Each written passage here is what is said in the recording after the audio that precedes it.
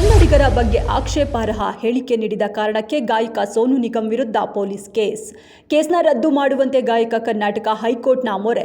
ಸೋನು ನಿಗಮ್ ಅವರ ವಕೀಲರ ವಾದವನ್ನು ಒಪ್ಪಲಾಗುವುದಿಲ್ಲ ಎಂದ ಹೈಕೋರ್ಟ್ ನ್ಯಾಯಾಲಯವು ಅರ್ಜಿಯ ವಿಚಾರಣೆಯನ್ನು ಮೇ 15ಕ್ಕೆ ಮುಂದೂಡಿದೆ.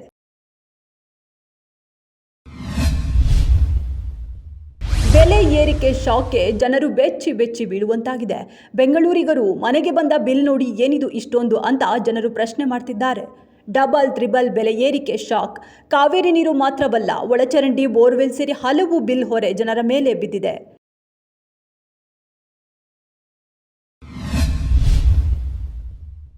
ಪಾಕಿಸ್ತಾನದ ಸುಳ್ಳು ಹೇಳಿಕೆಯನ್ನು ತಿರಸ್ಕರಿಸಿ ಭಾರತೀಯ ಸೇನೆಯ ಧೈರ್ಯವನ್ನು ಹೆಚ್ಚಿಸಿದ ಮೋದಿ.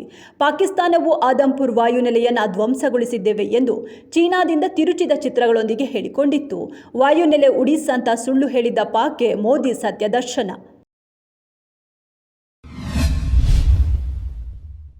ಅವರಿಬ್ಬರು ಅಪ್ರಾಪ್ತ ಬಾಲಕರು, ಇಬ್ಬರು ಕೂಡ ಸ್ನೇಹಿತರು. ಅದೇನಾಯ್ತೋ ಏನೋ, ಆಟವಾಡ್ತಿದ್ದಾಗಲೇ ಇಬ್ಬರು ಬಾಲಕರು ಜಗಳ ಮಾಡಿಕೊಂಡಿದ್ದು ಕೊನೆಗೆ ಗಲಾಟೆ ಕೊಲೆಯಲ್ಲಿ ಅಂತ್ಯವಾಗಿದೆ. ಅಂದ್ರೆ 6ನೇ ತರಗತಿ ಹುಡುಗ 9ನೇ ತರಗತಿ ವ್ಯಾಸಂಗ ಮಾಡ್ತಿದ್ದವನನ್ನ ಚಾಕು ಇರಿದು ಕೊಂದಿದ್ದಾನೆ. ಈ ಪ್ರಕರಣದಿಂದ ಪೊಲೀಸರೇ ಶಾಕ್ ಆಗಿದ್ದಾರೆ. ಈ ಘಟನೆ ಹುಬ್ಬಳ್ಳಿ ನಗರದ ಗುರುಸಿದ್ದೇಶ್ವರ ನಗರದಲ್ಲಿ ನಡೆದಿದ್ದು ಪ್ರಕರಣ ದಾಖಲಾಗಿದೆ.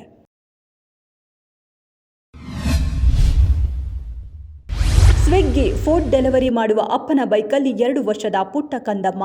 ಮಗಳೊಂದಿಗೆ ಸ್ವಿಗ್ಗಿ ಡೆಲಿವರಿ ಮಾಡುವ ಪಂಕಜ್ ಅವರ ಕಥೆ ವೈರಲ್. ಮಗುವಿನ ತಾಯಿ ತೀರಿಕೊಂಡಿದ್ದು ಪಂಕಜ್ ಮಗುವನ್ನು ಕರೆದುಕೊಂಡು ಹೋಗೋದನ್ನ ಬಿಟ್ಟು ಬೇರೆ ದಾರಿಯಿಲ್ಲ.